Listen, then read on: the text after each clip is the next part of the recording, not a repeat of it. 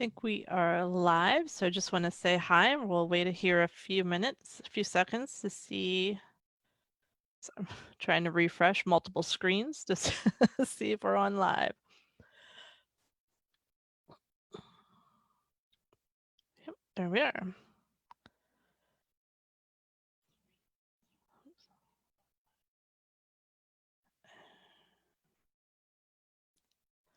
All right.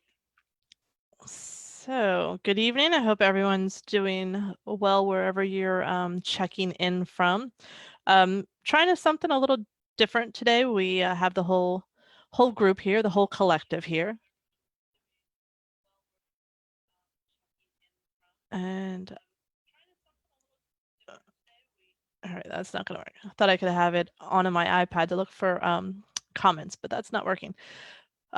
So we are have the whole group here, and we're excited to see you. And we had some audience questions, which we will get to as well. But we also, have some questions just so you guys can get to know us a little better. You've met everyone through the past 8 weeks, I believe it is now. Who knows what day or time it is. We've given up sort of trying to keep track of that.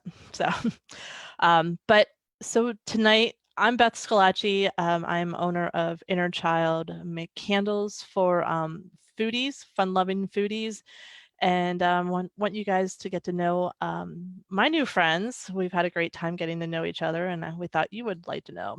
So I'm going to get things started here. I'm going to have everyone introduce their company, give a little details about their products that they produce, and where you guys are all from. So Anne-Marie, take it away. Hi guys, I'm Anne-Marie. I am creator and maker of Pure North soap here in East Hampton, Connecticut. Pure North is a soap company. We also do some home products such as candles and linen sprays. And that's me.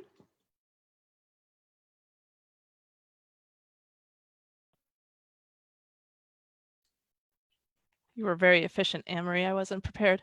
Marla? Hey, everybody. My name is Marla Bosworth. I'm currently in Springfield, Illinois. I own Back Porch Soap Company, and my business primarily is teaching online virtual events, corporate events, classes, and when things aren't too crazy, I'm teaching in New York City, classes there too, and I do have a line of bath and body products. And Kay? Hi guys, I'm Kay Bing. I'm here at Brooklyn, and my company is the Soap Studio on 5th. We do different kinds of soap, cold process, hot process, melt and pour. We do special event soaps in 3D mostly, and we have fun doing it. We also do custom blends and custom made soap for personal use as well as for special events. Great. And Angela? Hey, I'm Angela from Alegna Soap, and Alegna is just Angela backwards in case anybody was like curious. I make soaps and scrubs and balms and scented oils, and that's about it. That's me. I'm on Long Island. And actually, before COVID, I was busy doing a lot of parties and events, which was really a lot of fun, but they've kind of stopped now. So that's who I am. And Julie? Hi, my name is Julie Davidson, and my company is Creative Soul Studio, and I make body products and candles. And what I've kind of leaned more towards is natural colorants and products and fragrances. And all of my products are vegan friendly, and I am in Indio, California, which is right by Palm Springs, out in the desert. And I was born and raised in Southern California, but have just moved to the desert. It's been just about a year. So it's kind of an adjustment for me living out here, but I love it. And that's what I do. All right, Sandy, let's hear from you. Hey y'all, I am Sandy Ingalls. I am from Ethel, Louisiana, and I am the owner and artisan of the Purple Sage, where we encourage modern midlife women to live and love boldly. I make soaps, lotions, and a peppermint foot butter, as well as a lip balm. But our premier product is our Bubble-O. That is a product that it's a powder that you use in your bathtub, and it doesn't leave any greasy, slimy residue in your tub. And so that's who I am. And Laura. Oh, you're on mute, Laura. I'm Laura Luther. I own Olive My Skin. I'm in Connecticut. I create olive oil-based skincare that's fragranced with essential oils, and I create wood wick soy candles.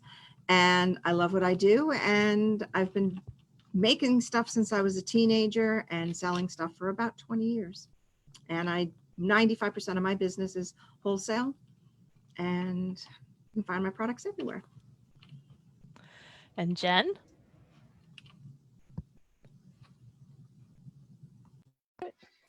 Hi, everybody.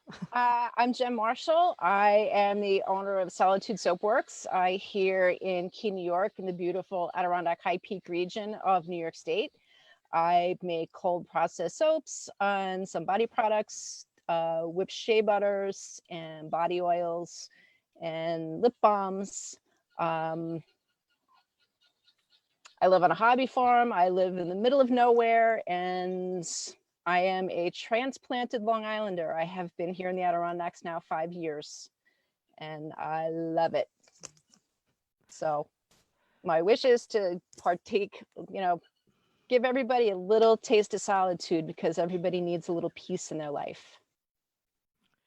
Melissa.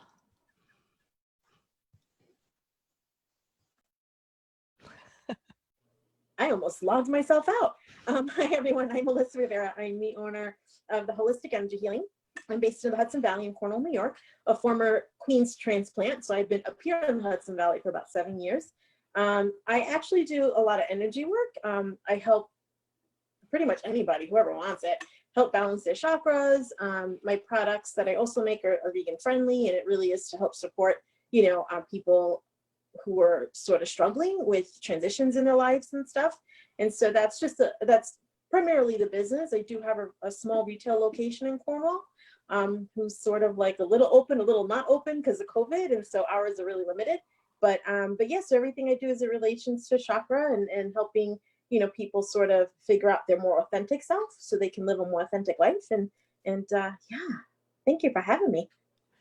And last but definitely not least, Mary Kate.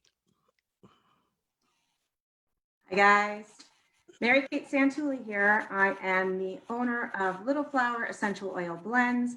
I make body products and essential oil products imbued with Reiki energy. My sweet spot is doing personalized essential oil blends. And I'm also a Reiki practitioner, so I do energy work and chakra balancing as well. Excellent. I want to move to a a comment that we got, I believe on Instagram, I think, today or some point.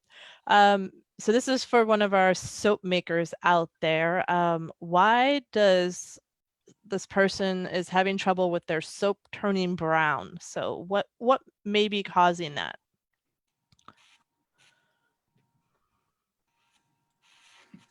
My guess is a vanilla fragrance oil. Right. I'm also sort of thinking maybe rancid oils. Maybe there's something in the oils that you're using that may be causing some browning. And then that might lead to the next. This other question might have something to do with it too. They oh no, I'm sorry. This was how to store the soap so it doesn't lose its scent or color. Do you guys have a recommendation for storing soap?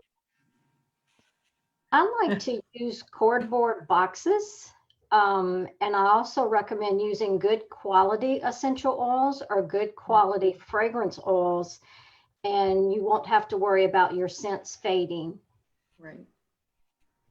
I actually bought these from the Container Store. They're shoe boxes, and I love them. And what I'll also do is I'll take a little bit of the essential oil blend, put it on a cotton ball, and stick the cotton ball in here also. I'll also add your essential oil blend is also really important to get some base notes in there with, to anchor the citrus notes and the top notes, because if you're using all top notes, lavender, some citruses and things, those are very fleeting. So get some vetiver, some patchouli, some sandalwood if you can afford it, and some base notes in there should help too. And sometimes using a little clay, I'll putting a clay so it'll have the essential oils will kind of have something to hold on to. I don't know if that's the right way to put it, but I think I found that helps a little bit keep the scent. Yep. Very good. And I know you guys have all answered this question at some point in time in your life for all my soap makers, but can you make soap without lye? No. Nope. Kay, you're muted. Soap is not soap without lye. Soap But is lye not doesn't soap. stain the Lye is an product. essential ingredient in making soap. You don't have lye in the finished product, but you need lye in order to create that product. It's a chemical reaction. So you start by making soap with lye, water, and some sort of fat. Once that chemical reaction happens, you no longer have lye, water, or fat. What you have is soap. So you can't make soap without lye, but you don't have lye in finished soap. Hopefully that helps. Great explanation. That's very good.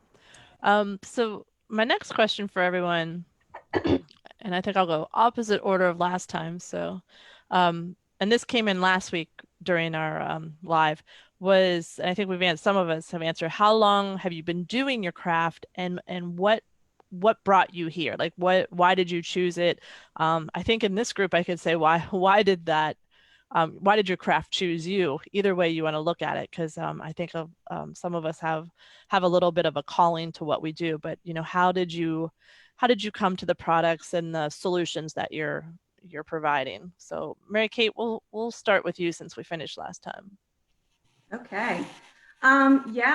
This all kind of just unfolded like a lotus flower or an onion, depending on which way you look at it.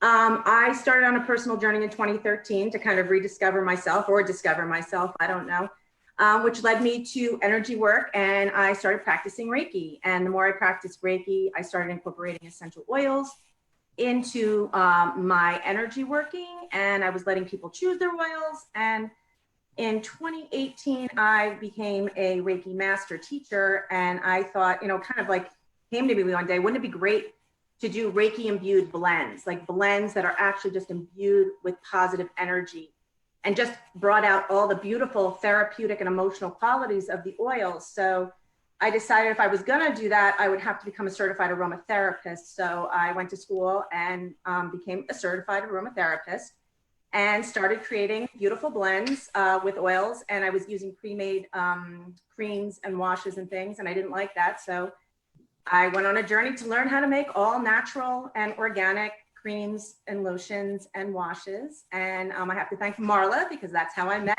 Marla. Her classes are fabulous and highly recommend anybody that's interested. If you can't go to her in New York, like I couldn't, definitely take her online stuff. It's fabulous. So that's how it came. It just sort of began unfolding. And so now I've got a pretty thriving business in my little hometown. I've got like a little cult following, which I'm very appreciative of people that just resonate with it. So it just kind of happened. It just unfolded. I followed the path and the journey, and it led to itself. Very cool. Everyone always, one of my favorite things of talking to business owners and working with business owners is what got them to start a business, because there's so much passion and there's always something that drives them there. So these stories are great, and I think we could all use really good stories right now. Melissa?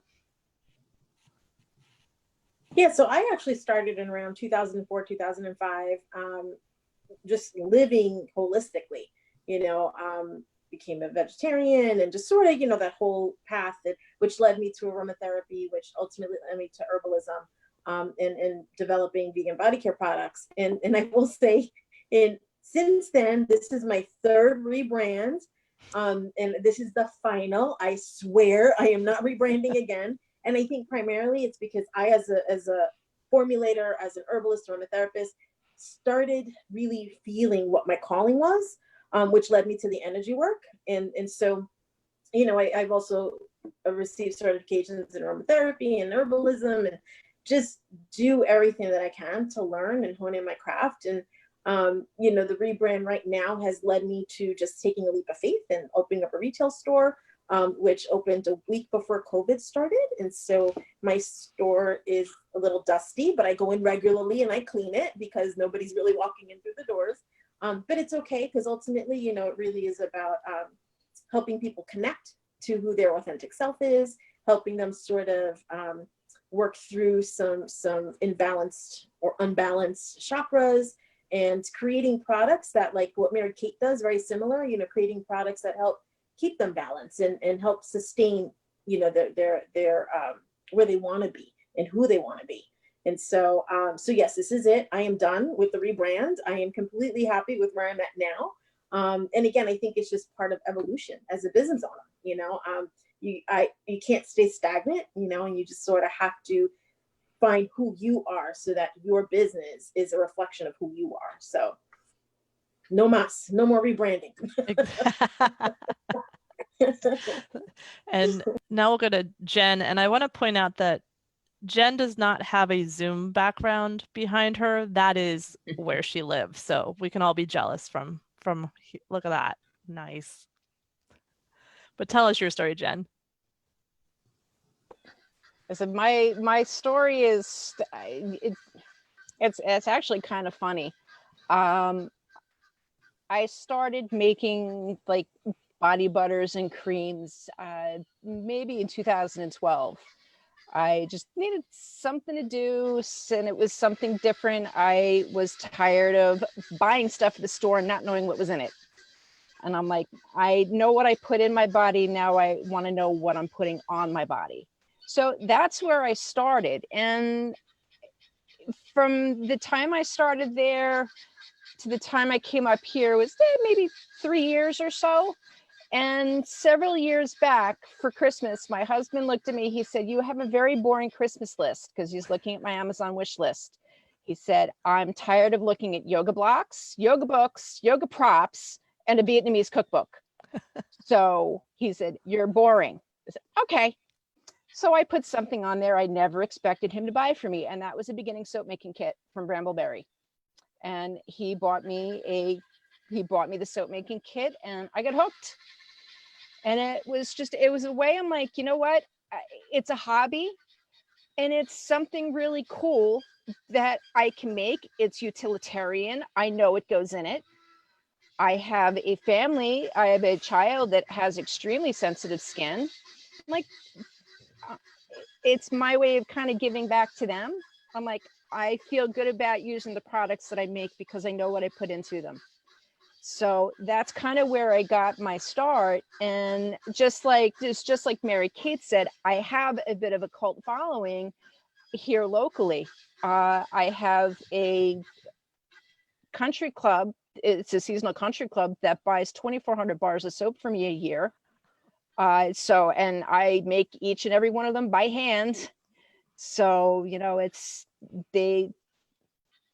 they've gotten some really good stuff from me, and it's been a really good relationship back and forth. I have just a little tiny boutique business, and I'm very happy in doing that. I like being able to give my customers the super personalized attention.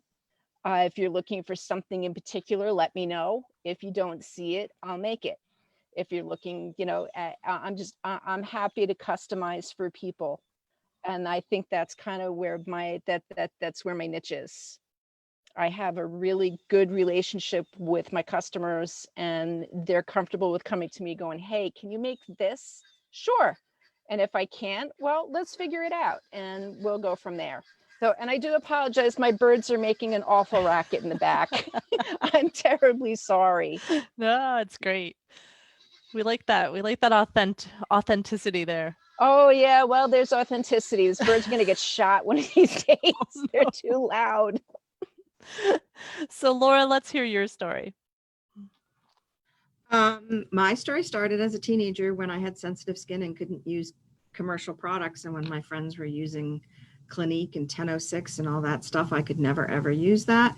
So my sister and I started making stuff long before there was an internet.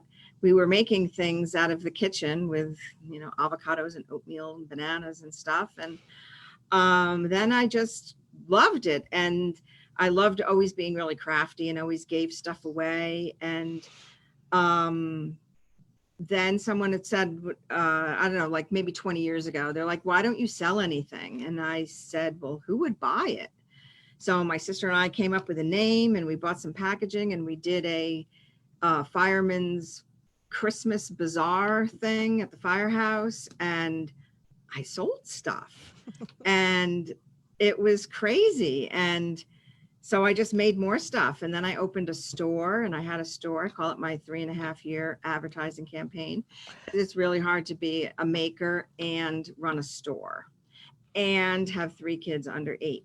So then I gave that up. And then I kind of rebranded everything in my business in 2011 and just really figured out what I wanted to do. And that's when I, you know, decided I wanted to do a lot of wholesale. I did a lot of farmers markets and all that kind of stuff to get your following. And you totally get a cult following when you're a local person who makes something, because you tell somebody you're a soap maker and they're like, what?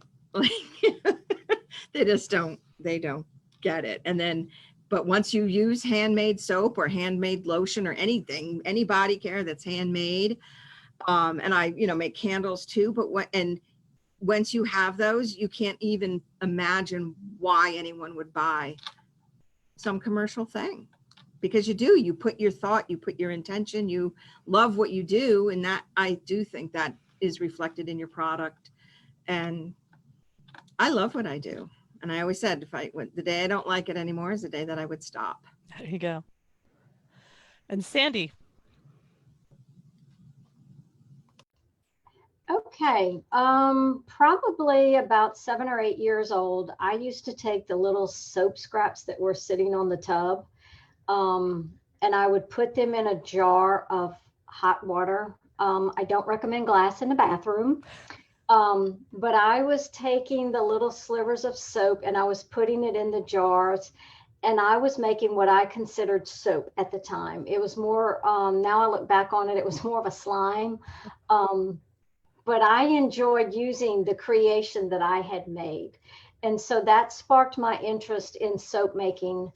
And then you fast forward to adulthood and being a parent and having a child who had severe acne. And so I started learning about essential oils. I went to a workshop and learned some of the basics. It was enough to whet my appetite for soap making and what have you, because they did a soap demonstration there, and that was really where I started, like, okay, I can do this, because I never had a hobby before. And I actually started with melt and pour, and I was not as creative as Kay is, so I wanted something where I had a little bit more control and where I found that I could be creative. When I look at what she does, it's like, wow, I wish I would have thought about those things. But so I started making soap and giving it away, you know, as teachers' gifts for my kids. And then I realized I had spent the last 2 decades caring for other people, and it was time for me to have something that was mine, that wasn't my kids' mama's or my husband's wife or that kind of thing. So that sparked the interest in creating a soap business. And so then I started making products, and I realized, you know, there are other women just like me in the same boat who've done the same things. And now they realize it's their time, and it's time to do it without the guilt, you know, because as caregivers, we usually feel guilty for taking time for ourselves. So that was the basis of why I created my line. But I actually started that back in 2002 was when I actually got into the real soap making. And like most people, it started out as a hobby, um, just for something for me that I could do that didn't involve the kids or the husband and those kind of things. So, and it just started growing from there. I started doing, farmers markets and things, and you ladies are right. You get this cult following, and they just, they want to know where you're going to be next, and they follow you wherever you go, and it's kind of fun.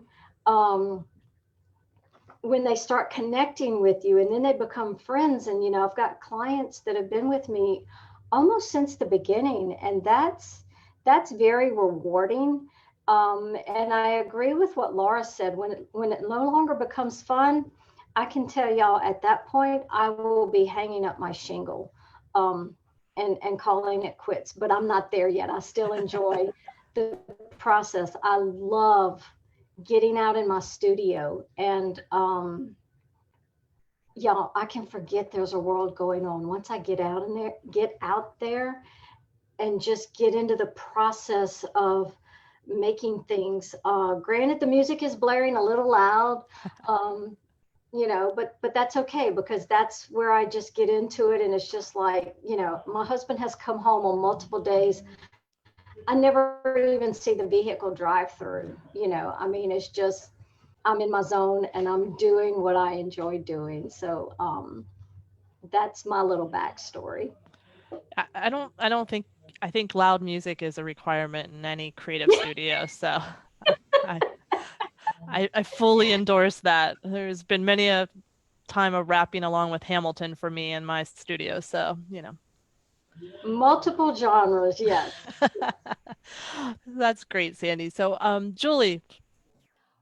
Let's see, I kind of am in a little different place. First of all, I kind of, like Laura, have always done crafts. When I was a kid, we were, making Christmas trees out of Reader's Digests, and we were, I love to do needlepoint. I decorate cakes. So I've always loved to do crafts. And then pretty much life happened, and I have 2 kids, and I worked more in the corporate world. And then about a year ago, so I have been making products probably for about 10 years.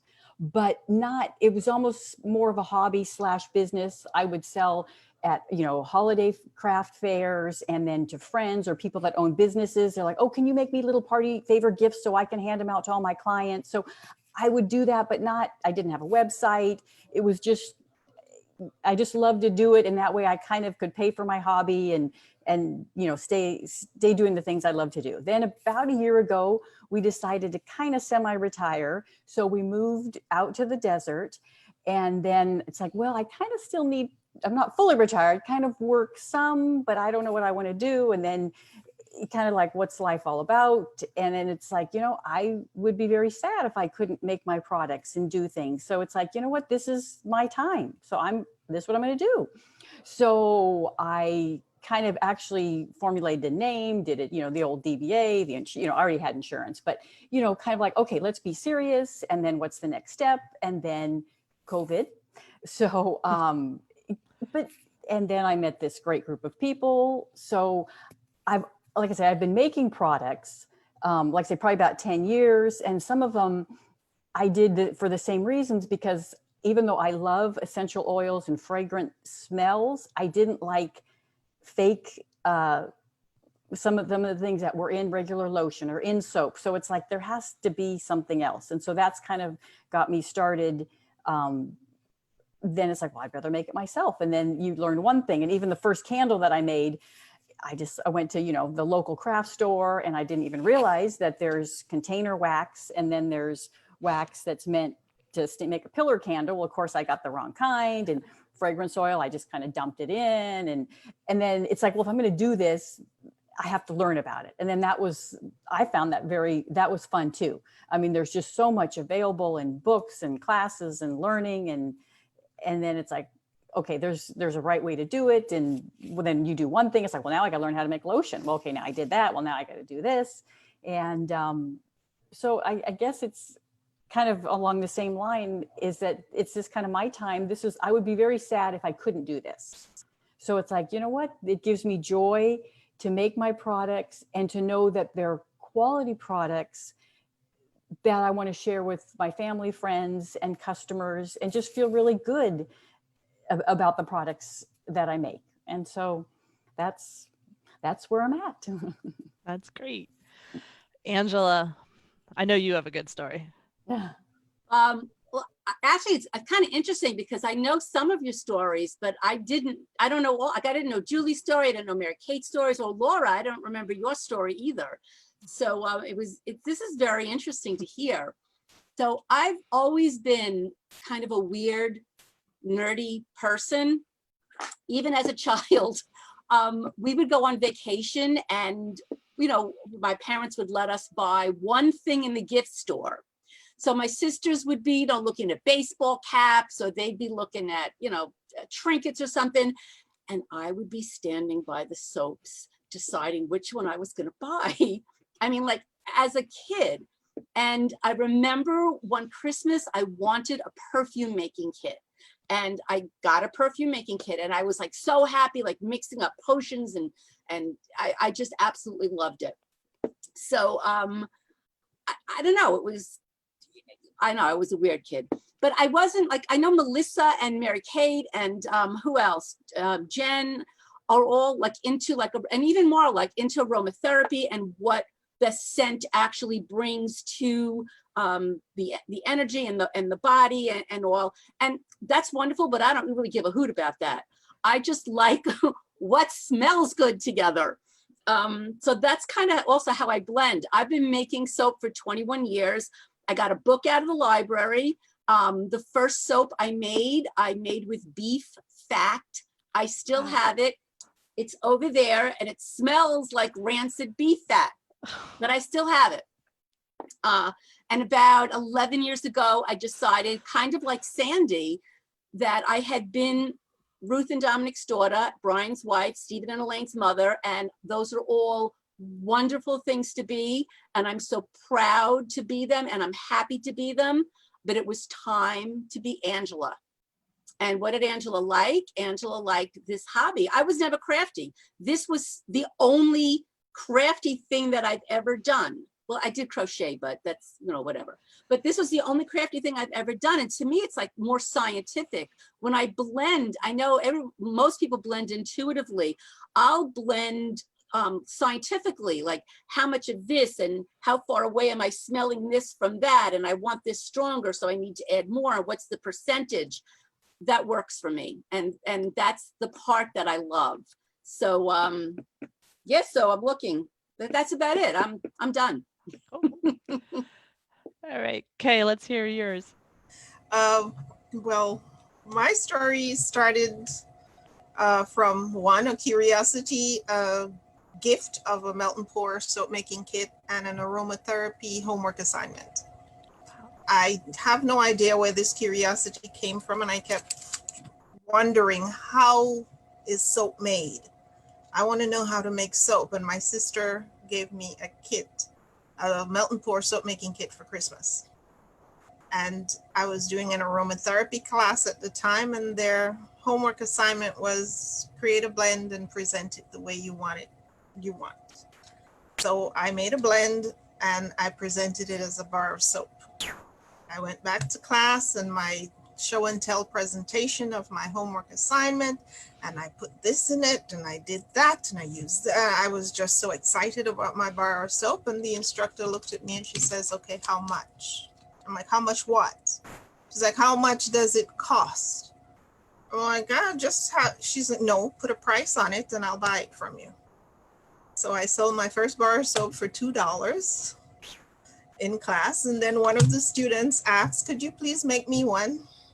Oh yeah, me too. And then every week I was going to class, bringing an order. And then we made gifts for friends and family, and the requests kept coming. And eventually the business was created. And I always say I've been trying to keep up with the business all this time.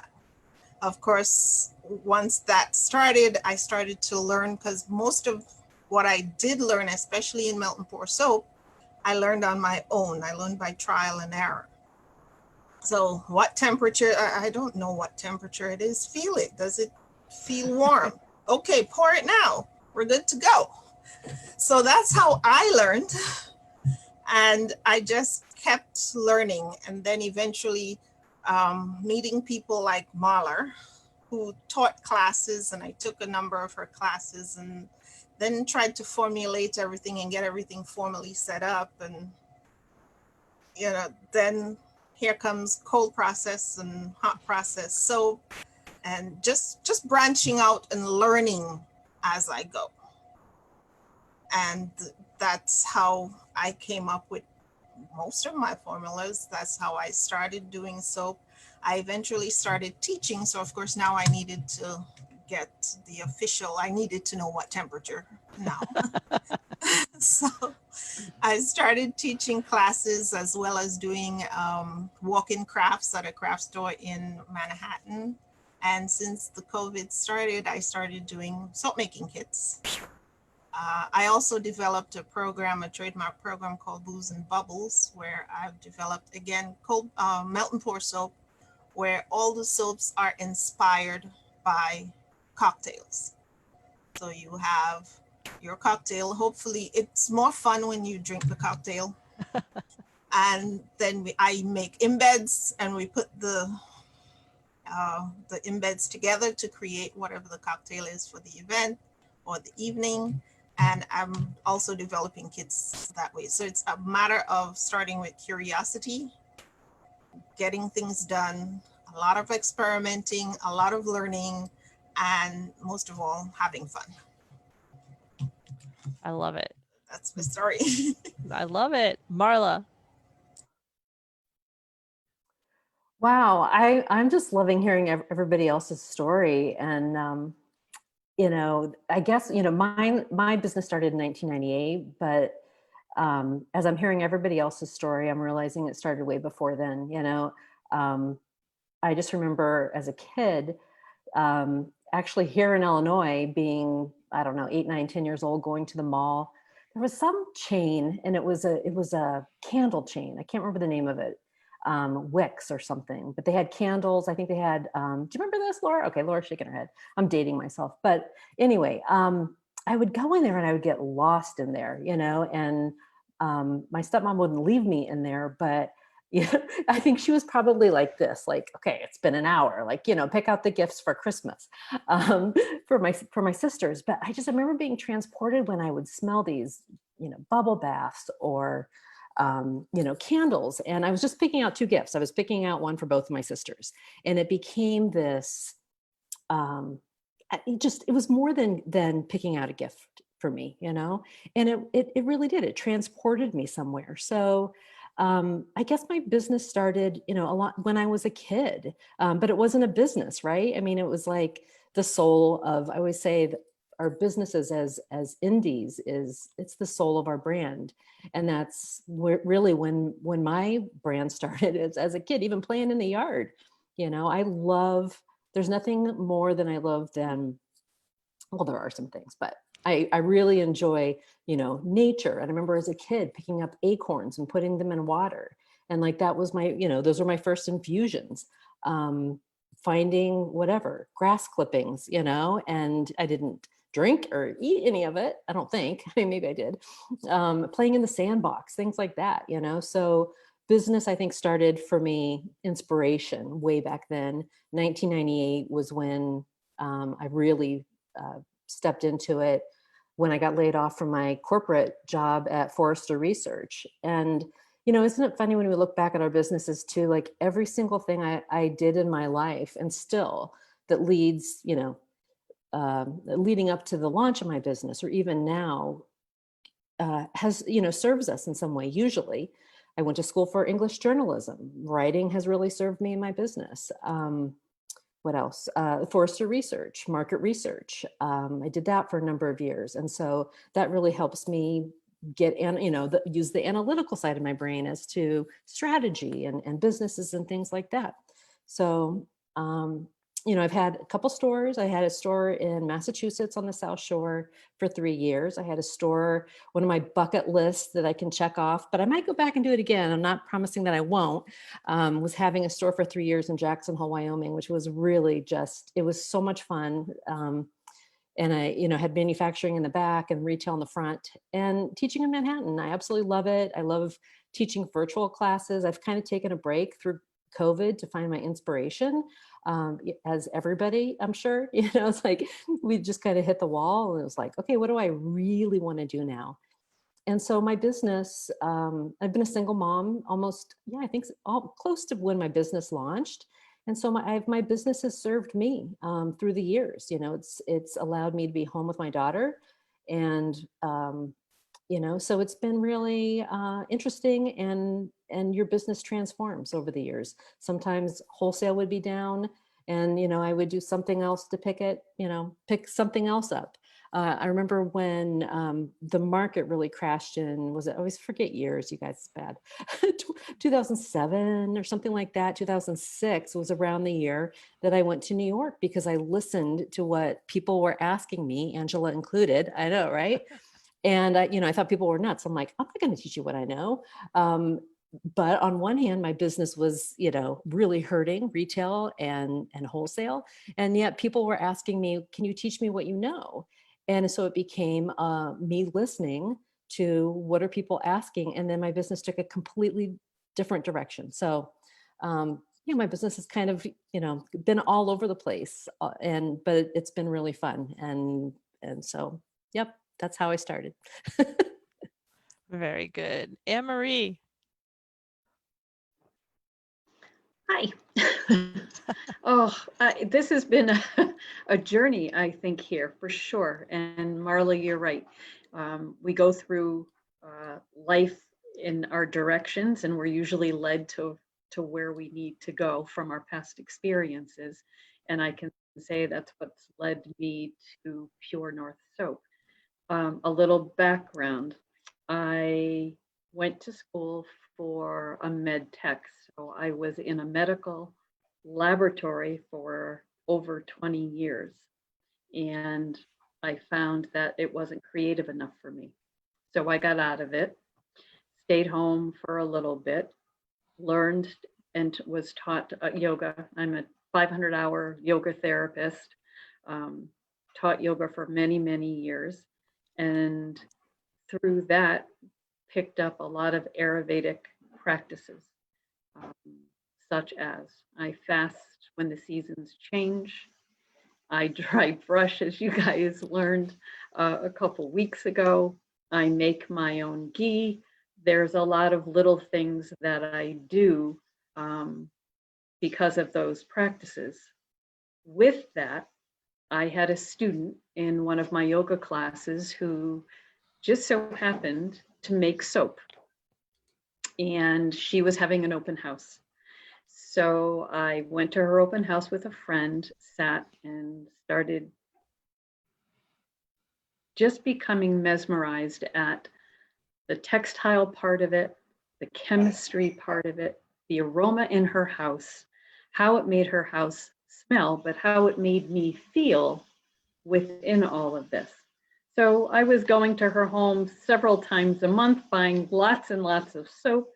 And it finally, a bulb went off, light went off in my head saying, well, I can do this. I've always been creative. I've always had my hands in everything. If it's something new, my hands are in it. I want to learn how to do it. I want to learn how to formulate it. I want to see if I can do it better, or maybe not so much. I've made a lot of things that have turned into total disasters. But I've always been creative. I've always had a paintbrush in my hand. Color has always brought me to many places. So I go looking up on the internet on who's making soap, who's teaching soap. And it brings me to this wonderful woman who is based on right at the base of Cape Cod. Lo and behold, I met Marla. I think that was about 8 years ago, maybe even 10 by now. And my husband and I drove up. My son was in theater he was doing summer stock at Payamet. And on the way up to see him, we stopped at Marla's house. And I can remember getting there like 10 minutes early and all anxious about doing this, and went to the door, and this woman comes to the door and says, "I'll see you in 10 minutes." And she shuts the door. And I was like, okay, this will be an interesting class. Went to my first weekend with Marla, and that was melt and pour, and started from there. Did melt and pour for a while, but got a little antsy with it, needed to learn more. Knocked on Marla's door again. This time it was still we were welcomed a little bit differently. I respected her space and knew that I had to be there on the dot at a certain time, and just totally enjoyed myself, and has totally enjoyed myself ever since learning this process, and it's grown. Pure North Soap has changed in many ways. The business plan is always right by my side, and as I change and as the world around us changes, Pure North Soap develops into something different all the time. And I hope she continues to grow. I'm just not a soap maker anymore. I've gone into wooden wick candles and a coconut soy, which I've also learned from everything I've done. I've learned from Marla when it comes into the beauty business. So I owe her a lot, and my heart is full of gratitude for forever meeting her. I also have gone into linen sprays now, and that'll come later on when we talk about what our experience maybe with COVID has been, because of that. COVID has sort of helped me in many ways bring creativeness back out where it was a little bit stagnant. So anyway, that's the short and long of who I am and who Pure North is and how we got to be where we are. Great. Such great stories. I love hearing all of them. I think we have some questions, and I think these couple are specifically for Kay, because she's the only one that makes 3D soap as far as I know. So Britt wants to know, what was your first 3D soap, Kay? My first 3D soap, this was a while ago. I think it was a teddy bear. I got this little porcelain teddy bear from 99-cent store, and I thought, oh, I could try to make a mold out of this. And I did. And there weren't too many things I actually have one here. This would be the little guy that I first made. And then I figured out how to do the color and the eyes and all that. So again, from 99-cent store, I figured out how to make the mold, and then I created the soap, and went a little crazy about making molds and been on a journey that hasn't stopped just yet. So I'm still doing that, and I spend most of my days looking at items and wondering if I can make molds out of them so that I can make a 3D soap. I love it. I feel like I need to hook my daughter up with you, Kay, because she's into prop making and costume design, and like she's been dying to learn mold making. So I might Cool. Might have to hook you up on a Zoom class or something. All right, we can do that. And do you have a favorite soap to make? Not a favorite soap, but I have this weird obsession with teddy bear figurines. So I pay a lot of attention to them. Can I make it? How many colors do I need to pour? Do a second pour? Do I need to paint things on? These are all the calculations that go on in the head. But there's something about teddy bear figurines that draw me in and have me trying to make soap out of them all the time. I love it. Okay, I think we have time to get through with everyone for one more question. And Anne-Marie sort of alluded to this one. I wanted to know sort of what we hear a lot about the pivot during the pandemic and how things are changing and stuff. So I just want everyone to talk about sort of maybe something you've learned about yourself during the pandemic when it comes to the business or how you've changed your business. Just want to get a little bit of insight of how how you're adjusting to this personally and business wise. So Emery, I'm going to come right back to you. Oh, you're so sweet, Beth. So, it's an interesting time, isn't it, for all of us, depending on where you are. It doesn't matter where you are. We're all sort of stuck in this together. So I was working a full-time job at the time and then doing Pure North on the side. And it was actually mid-March here in Connecticut where we were shut down. Businesses were shut down. We were quarantined.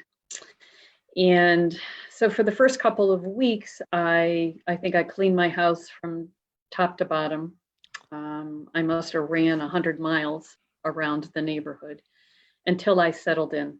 And once I settled in, I have to be honest about it, I absolutely loved the quietness, the stillness, and I had nowhere to go. I didn't have to be at a full-time job. I didn't have to rush home to make dinner. I didn't have to do anything except what I wanted to do, right? We're stuck in our house. We have to figure this out. What it allowed for me was to get back on my yoga mat for a steady practice. I got back on my Zafu for a steady meditation practice. And what that led to was me being more open and more creative. I had more ideas coming in for Pure North than I had had in a long time. It also allowed me to start looking at myself. Who am I? Who am I? Who do I want to be when I grow up? And who is this woman at 63? She's stripping. I'm being stripped of everything. My hair, which is now, I've got a good couple inches of gray in here. I'm letting it grow out. I couldn't get it colored. I had acrylic nails on, which were all growing out. I said, the heck with it. The word authenticity I used a lot. I want to be authentic for the first time in a long time, right? I don't want to color my hair anymore. I don't want to rush to a nail appointment anymore. And I don't want to put something on my skin that's not going to benefit a woman at 63. So what does that mean?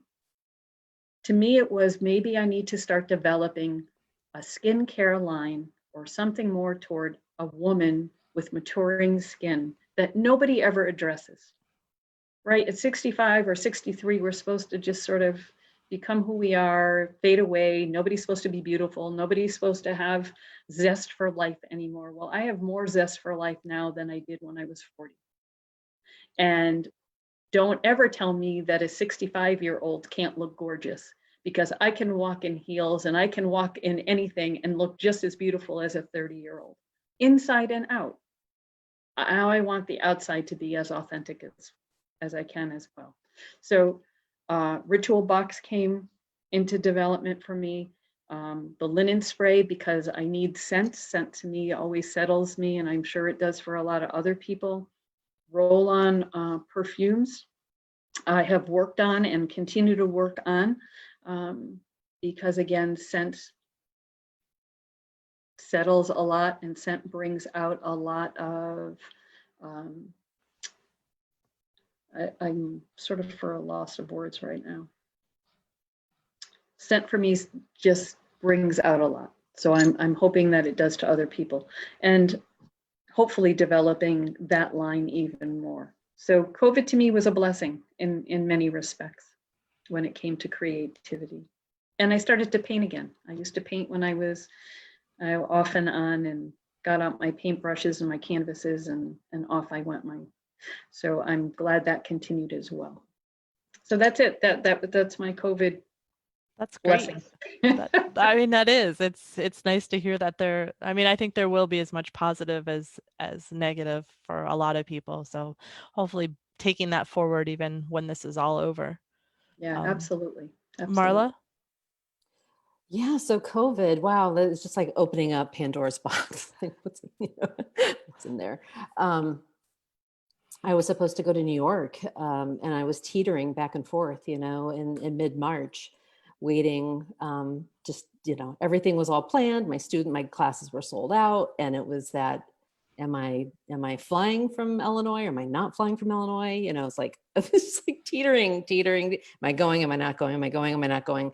Obsessing about it for days, just like there were like maybe a 3-day window.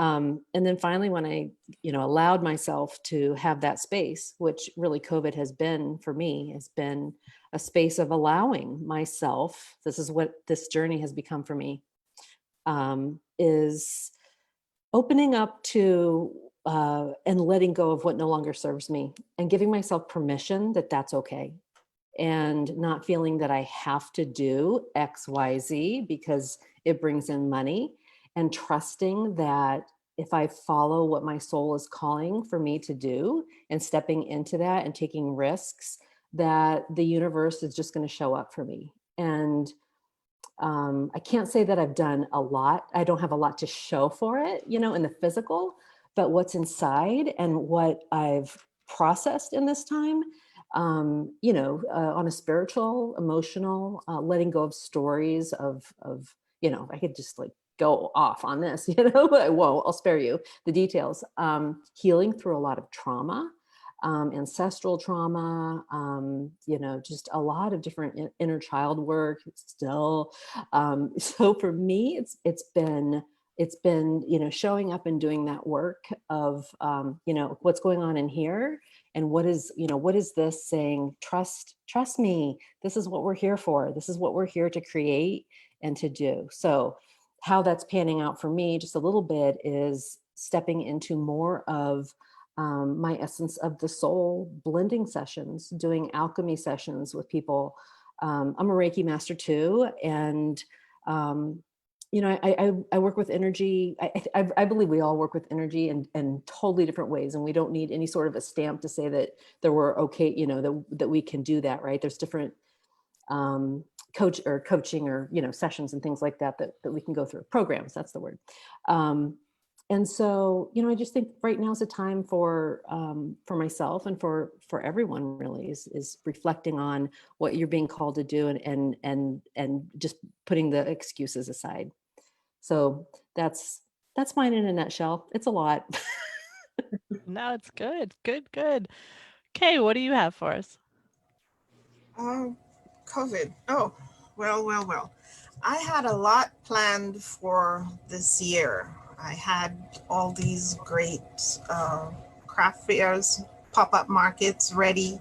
I finally, which was a dream of mine, finally got into this market at the Brooklyn Museum. We'd go every night to the first weekend, the first Saturday of every month was called open night, where the museum is open for free until 11 p.m. and we had a craft market, and I finally got in, and every month I was scheduled for all these months. I had everything planned. At the craft shop, we had all these classes and parties set up, and then we had to shut down, and it was, like Marla said, a sitting still, And the way I think of it is, when you're not sure what to do, you sit still and listen. And what you need to do will come to you. And so that's when making kits started. And then I got on a roll, and I was making all these different soaps and coming up with new ideas and products, and just kind of sitting in my zone, forgetting about everything else. And I guess you could say it was a bit of an ostrich response, to just shut everyone and everything out and just do what made me feel better. However, this has now come, it's gotten to the point where now I'm more in an accepting phase. All right, this is where we are. This is what we have to do. So we'll continue making our soaps. We'll do the twists with the kits. That way, the people who couldn't come to you, you can send kits to them, and you can still continue what I've been doing all this time. And in addition to all that, I honestly don't know how I ended up in this group, but I've met 8 new people who I have come to really love although we've never met in person. And this group of people, of 11 of us, who I consider to be very supportive and kind of look forward to our times together. And I love each and every one of you. And I'm so happy to have met you all. And Mala and Angela, I knew from way back when. And I do enjoy this group. And this, I think, is one of the biggest changes for me as far as the COVID situation has come. I feel the same way, Kay. Melissa, are you waving at me? Yeah, I'm waving at everybody, but I actually do want to say something. So yeah, you know, this whole time, I kept saying to myself, yeah, COVID is here. It is what it is. It's okay. It's okay. But when Anne-Marie said that it was a blessing, it really hit me, because I realized that opening a store a week before COVID, which clearly who knew this was going to happen, was really a true blessing for me, because it's actually what's kept my sanity. And so, you know, the idea about opening up a space was really to take the business a step further, right? Which was something I've never done. I've taught, I've done a whole lot of stuff, but I really wanted to have a space where people, and I still work a 9 to 5, you know, that's still happening, you know? So in my head, the space was only going to be available on weekends, because that's my weekend. I'm free, right? I can be open on weekends. But when COVID happened, a part of me thought, okay, well, it's okay. I could take my time. I can work on things. I can continue formulating and everything else. But, you know, my life got super, super hectic, you know, homeschooling my son, who was already having issues with school. And so now homeschooling was definitely a force, right? That had to happen. You know, partner who works in healthcare, working 7 days a week, 10, 12-hour shifts, you know, managing 2 households and everything, that my space became my sanctuary. My space became the spot that I could feel safe in, and I can be creative, and I can work on everything that I've always wanted to work on. And so in a lot of ways, it's opened up more clients to come through, you know, so I have Zoom sessions, and I have people who are sort of, when I'm in the store, people must think I'm some freak, because I'm in my store all by myself jamming out, right? And my little curtains open on the windows, and people are walking by going, what is she doing in there? Because I'm formulating and I'm doing all this like weird mad science stuff. But it allows me to just focus, take care of myself, take care of myself, you know, me, which is something that I think a lot of us couldn't do in the beginning when COVID started, right? And so, you know, in the bigger scheme of things, even though this is my third rebrand, if you didn't hear that the first time, you know, this has also allowed me to focus on marketing, which is stuff that I've never really focused on before, you know, how to get my name out there, how to do things the right way. Instead of saying, oh, tomorrow's another day, I'll worry about it tomorrow, because you know what, I got a rent bill that now I have to pay. That is completely being self-funded, because, you know, I'm not really making sales per se the way I thought I would, you know. So in a lot of ways, absolute blessing in disguise. You know, it's allowed me to have a level of creativity in a very different way, you know. It really has, it really has made me want to fight harder. It really has made me want to do bigger and better. And it really, thank God, has been my saving grace, because there were plenty of days where I'm just like, no, I'm done, you know. But then the fact that I have a sign, I have a storefront, I have these little things, you know, that are putting me on the map, I can't walk away from, you know. So so in some weird way, thank you, COVID, even though I know it's like super weird, but at the same time, it really has been a blessing. And you guys, I mean, I know a lot of you, but I've gotten to know a lot more of you, you know, and so I love y'all. And Angela, I know one really good thing came came during the pandemic, and My Frog Clock Live. You're a grandmother again. Oh, so. yes. Yeah, we actually quarantined at home for 2 weeks, so we could go down to Virginia to watch my grandson while my daughter had my other grandson. So, but I'll be honest, if you notice, like I watch all your pictures and you're all sitting so nice and still, and I'm like moving around. I don't sit well.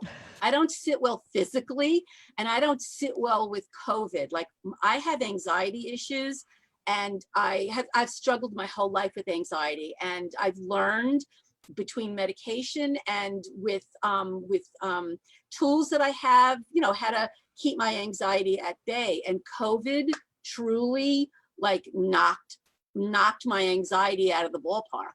And I learned that I am stronger than I think I am, because I was able to take all those tools that I have and truly apply them. And I learned to be grateful for what I have and not think about what I lost. And that has really helped me, is becoming grateful and thinking about all the good things in my life, because I've always been a half empty kind of a girl. I really have never been the glass is half full. I've always been the glass is half empty. And I know a lot of people don't believe that because they know me now. They don't know me before. So just the fact that I survived, or that I am surviving COVID, and you know, to me that was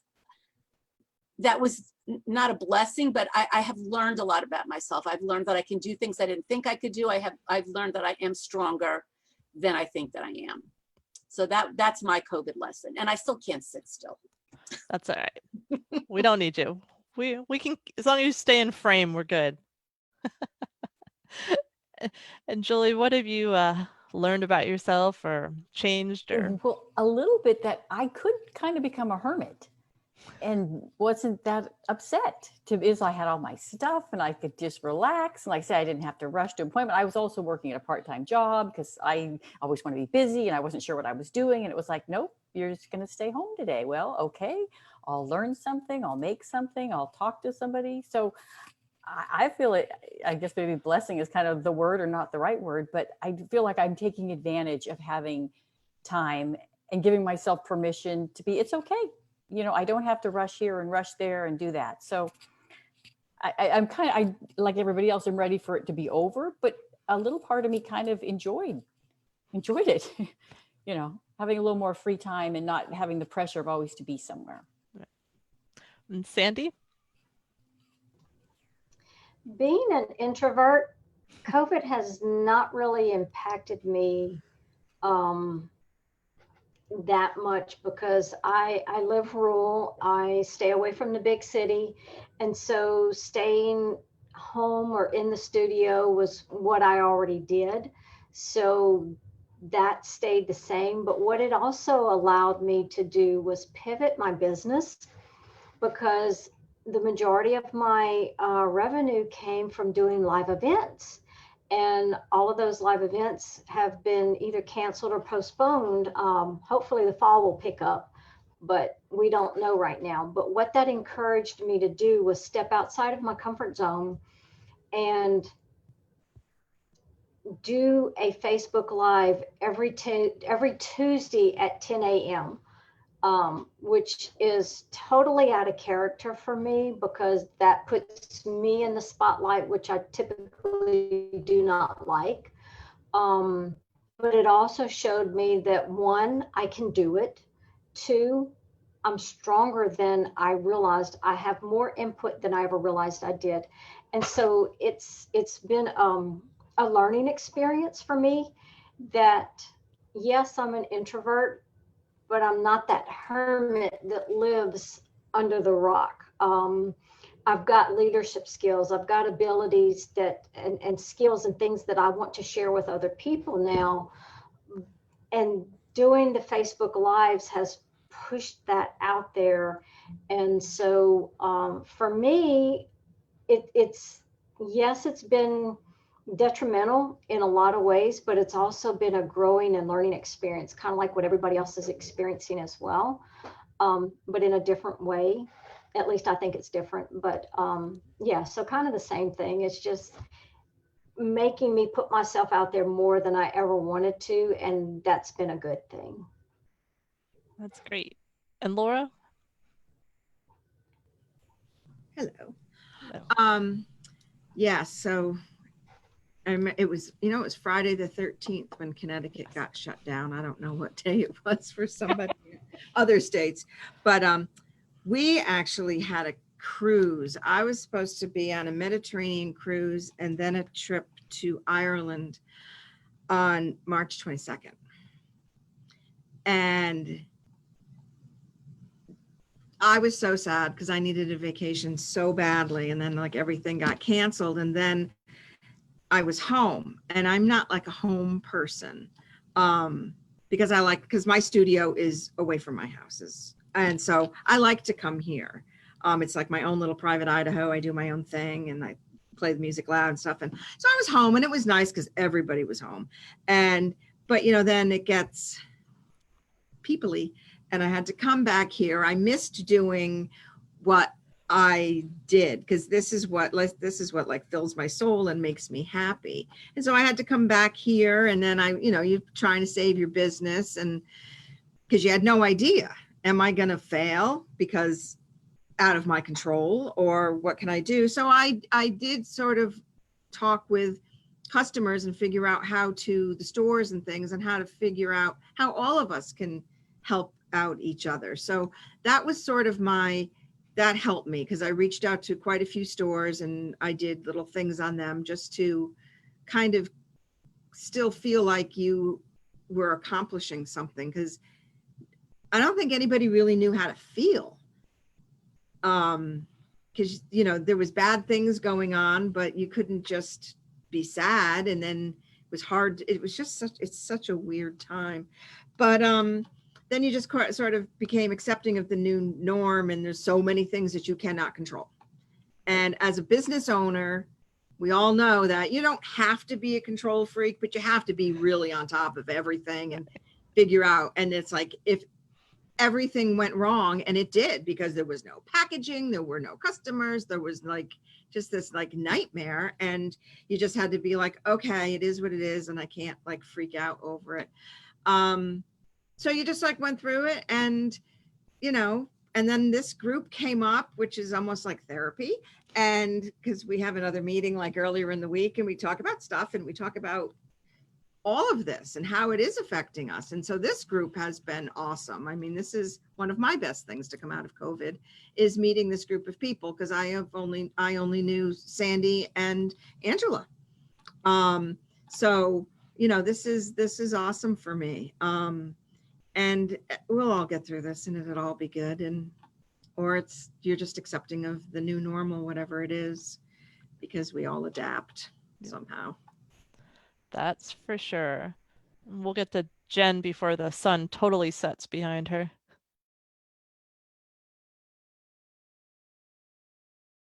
All right. I'm a people person, although this group might not always see that. I do enjoy talking to people.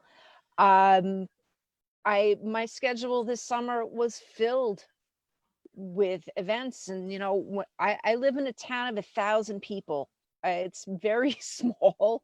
There's not a whole lot of people here, so I depend on all of these events, and we depend on the tourism trade up here in the Adirondacks during the summer and the fall and the winter. And well, it all kind of went there we go. Okay, what do we do? So I started doing Facebook Lives. I said, I need to find a way to engage with my customers. I need to find a way to engage with the people that follow me. And it's been awesome. I don't have a schedule because I do have a day job. I work full time from home. My employer is vital to the Department of Defense. So we were not allowed to shut down when New York went on pause. So I'm working. I have employees that I have to. So it was a big cluster bleep, for lack of a better term. It really was. Soaping is my therapy. I go down into my studio and just leave me alone. Don't talk to me. Don't bother me. I'll come up when I'm finished. And I'm just trying to find different ways to engage, different things that I might not always, I'm not quite making my point. I pivoted a couple of things with my business. I make cold processed soap, but what do I do with all the stuff that I have with all my scraps? So we came up with the idea of pocket soap. And I live in a place where we have a ton of hikers. I mean, my 1,000 residents in Keene will bump up to 10,000, 10,000 people, throughout the summer months. Well, guess what? People, you need stuff to wash your hands. And if you're going to be back in the wilderness, take a little, single piece of soap with you and go. It's little things like that. Meeting you ladies has been such a godsend, because as Laura said before too, I don't have a tribe up here, and having other people that are going through similar things, we all have similar businesses, we all have different backgrounds, but similar backgrounds, if that makes any sense. It's the energy that you ladies provide is so, it sits right here, and I'm so grateful to each and every one of you. So thank you. Thanks, Jen. I think that's a sentiment we're hearing a lot, and I love it. Mary Kate?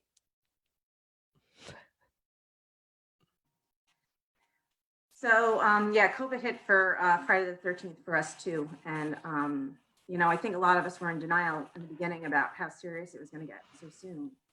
And I'm probably going to get emotional because there was like a lot of stuff that went on. And so anyway, I really wasn't concerned about my business because there were family and friends that were being impacted by COVID. But yet I had stuff I had to do. So I planned on just focusing on my schooling, because I'm still doing schooling for aromatherapy. And on a kind of a whim, I said, you know what? I think I'm going to ask Marla to be my mentor. So I reached out to Marla and we kind of hooked up. And I told Marla my story about how Little Flower started. And she's like, you got to step out from behind your brand. You got to let people know about why Little Flower started. Because I very much hid behind my brand. It was all about the product. It was all about me helping you. Like, what can I do to help you? I'll do anything. I'll make any blend, any cream, any lotion.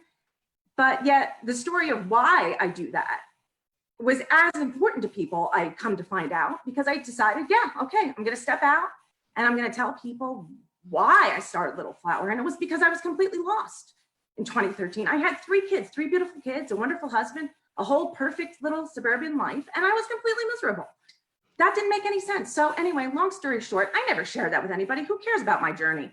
I'll make a nice little aromatherapy blends. That's what it was all about.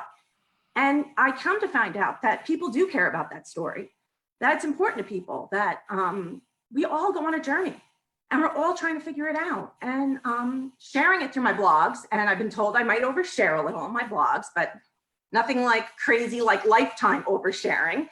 It's just oversharing about the truth, about lessons I've learned, and hard lessons that have come back to me time and time again that, I should have learned the first time, and it took me 3 times to learn them. And I'll probably need to learn it again at some point in the future. So for me, COVID, was about the falling away of facades, about being real, because there's a lot of people going through a lot of real things. And I also stopped coloring my hair and stopped doing my nails. And I said, you know what, I'm turning 50 and I'm going to be as authentic outside as I'm going to be inside. And I am happy to share my experience with anybody about my journey to finding my life's journey, my path on to happiness. And you don't have to go to Rome and Italy and India to figure it out. You can do it right here in Cranford, New Jersey. It's all sitting right on your computer, waiting for you. And so that's what I did. And I thank Marla, because Marla was the one that pushed me to do that. And I wouldn't have done it otherwise. So it was huge. And, it's the journey's just continuing. It's like, it's unraveling and unfolding. And I'm so grateful for it. It's been painful. There's been parts of COVID that have been very painful. But I am grateful because this is what had to happen. So we have to embrace what is, and we have to find a way to move on. That's what we do. Thank Mary Kate. My brain's going mushy now. Thanks for sharing that. That was beautiful, and I think seeing the positive and the negatives that everyone's going through, and I think everyone out there, I hope it was a little bit of inspiration, you know, to keep going, and you know, love and light out to everyone for sure. But I think we'll wrap up. We've gone a lot longer than we've ever gone. So I appreciate everyone who stayed with us. And thank you, ladies, as always, for filling my heart tonight, and you know, sharing your stories. And so I will talk to you later. Thanks, guys. Bye, Beth. Bye, guys. Bye.